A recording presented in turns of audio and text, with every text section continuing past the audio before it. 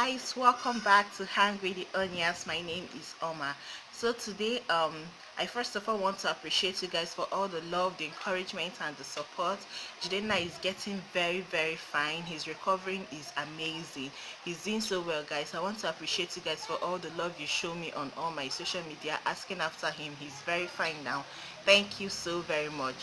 So you're seeing the title right now. You know what we're going to be talking about. Before we get right into this video, guys, I'm going to ask you for one thing and one thing only. You know what I'm about to say. Hit that subscribe button by the right of your screen if you haven't done so already. It's free, guys. It is free. Please subscribe. Give this video a big thumbs up, and we will meet at the comment section. Yes, you guys have not been commenting on my videos. You have to tell me the kind of videos you like. If you like the kind of video I make, if you have any comments to make on the video, just scroll down and leave a comment below. Okay guys, the support I really appreciate the support I've been getting so far, and take it a step further and tell me what you like about the videos I make, because I want to make content that not only reach out to you guys, but that can actually affect people positively. So yes, without further ado, let's get right into this video.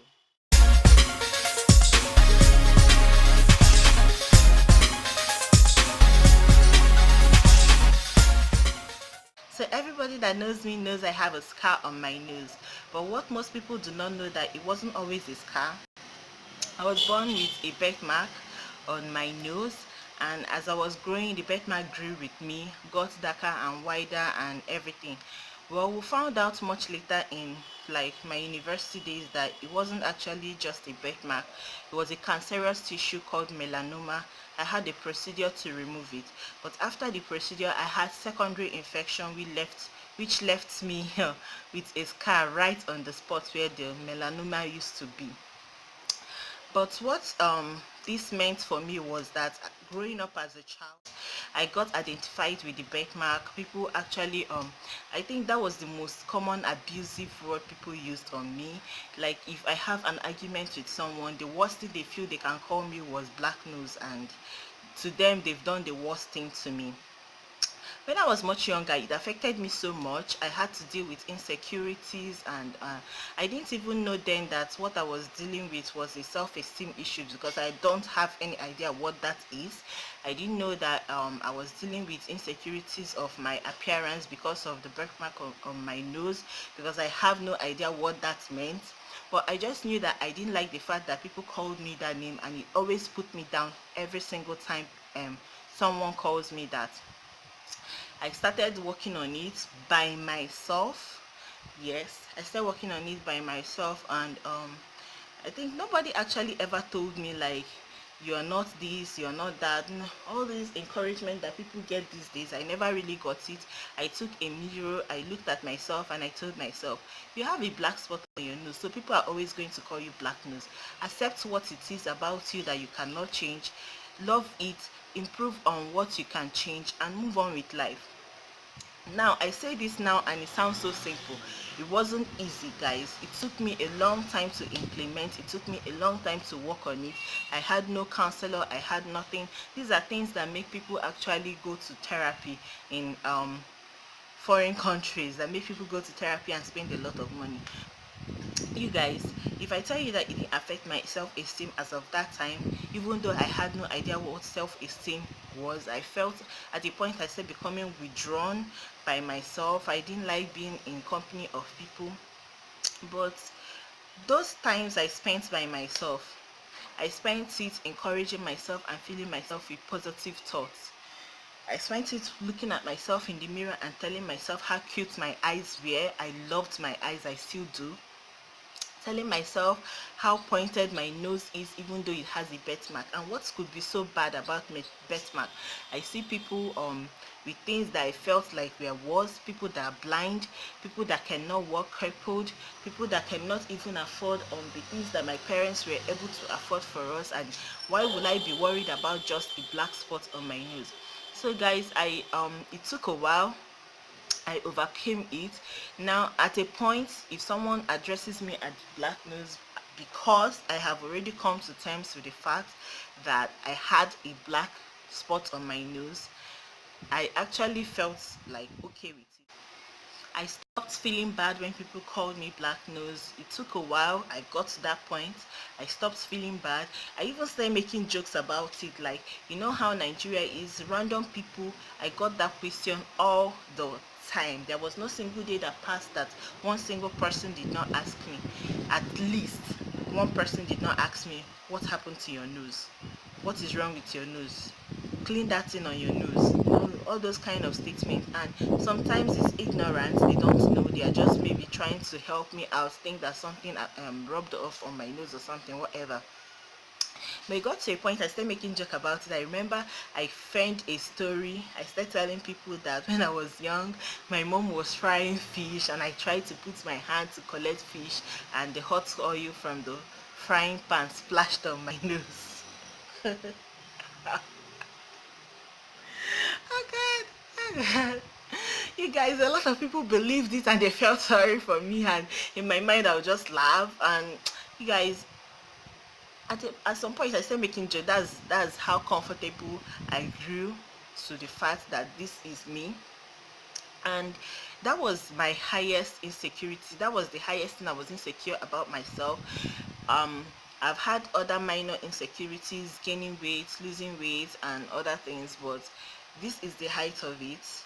And you guys, it boils down to raising children that will not find other people's um feeling bad of other people as fun, and just be nice generally, because these are things that will happen to people and they'll start thinking of suicidal thoughts and all that. It wasn't, I'm saying it now, it sounds so easy. You guys, I didn't get it easy growing up, because a lot of people they making fun of me. You get it at school and you come back home to still get it. But I grew out of it, and I don't think anything can ever make me love myself any less, because I learned how to have self-love very early in life. And someone out there will say it's just birthmark. This is not something big. People are battling something bigger out there, and this and that and that, and you're right. It's true. People are battling bigger things out there. I am aware of that. And that is why I want to share my very little story to help someone else out there. Whatever it is you're going through, tell yourself you've got it. You're a king, you're a queen. Place your heart very comfortably, look at yourself in the mirror and speak into yourself. People do it these days. They write things and they place it in their mirror. They wake up. I remember when I was in school, I had some stuff stick to my mirror. I say to myself every morning, to help me boost my morale for the day. And you might think it's stupid, but it works for me. And have been in a very amazing place for a very long time.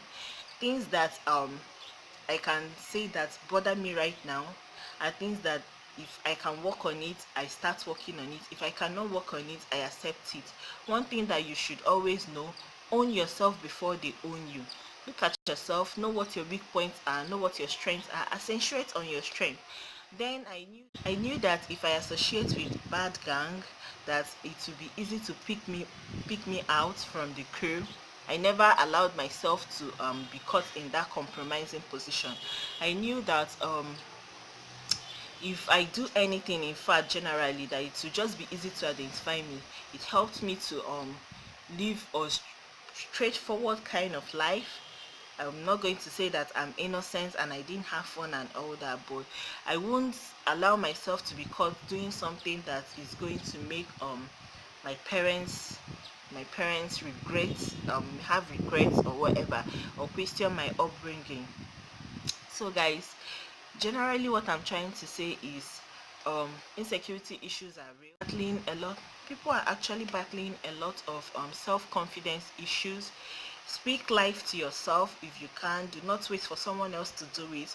But if you have a good support system, always fall back to them, like your families, your very close friends. You can have multitude of friends, but there are a handful that you can always call to rely on whenever you're feeling down. It's always important to have great support system. The country we are in, that is Nigeria, as a matter of fact, is hard enough as it is. It is stressful enough as it is. You do not have to start making yourself feel bad for something you cannot control. So this is what I feel like putting out there today. I'm thanking you guys for always listening. You guys are the best. um our community is growing. I keep saying that. I think I say that in my last two videos, and I am thankful for every single one of you that have subscribed. If you haven't done so already, please hit that red subscribe button by the right of your screen. And if you have faced any insecurity issues and you have to deal with it, please tell me in the comment section what it was that you went through and how you were able to overcome it. Thank you so much guys for watching. I'll see you in my next one. Bye.